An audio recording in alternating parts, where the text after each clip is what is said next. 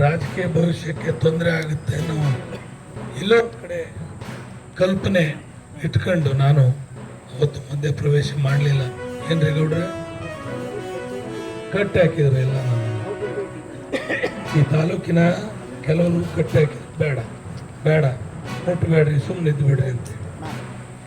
ರಾತ್ರಿ ನಾನು ಇವ್ರ ಜೊತೆಲಿದ್ದೆ. ಏನು ಸಂಬಳ ಸಂಪರ್ಕದಲ್ಲಿದ್ದೆ. ನನಗೆ ಗೊತ್ತಾಯ್ತು ವಿಷಯ.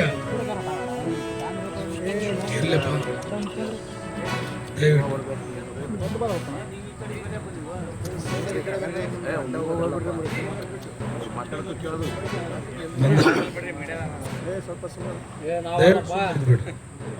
ನಾನು ಧ್ವನಿ ಮಾತಾಡ್ತಾ ಇದ್ದೀನಿ. ದಯವಿಟ್ಟು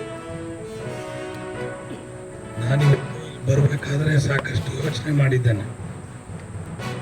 ಭಾಳ ಸಾಕಷ್ಟು ಯೋಚನೆ ಮಾಡಿ ಎಲ್ಲರೊಟ್ಟಿಗೆ ಚರ್ಚೆ ಮಾಡಿ ನಾನು ಮುಂದಿಟ್ಟ ಹೆಜ್ಜೆ ಕೊಟ್ಟ ಮಾತು ತಪ್ಪದಂತ ಮಗ ನಾನು. ಯಾವುದೇ ಕಾರಣಕ್ಕೂ ಒಳಗೆ ಬಂದಿದ್ದೀನಿ, ಒಳಗಿದ್ದ ಕಳ್ಳನ್ನು ಹೊರಗೆ ಕಳಿಸ್ತೇನೆ.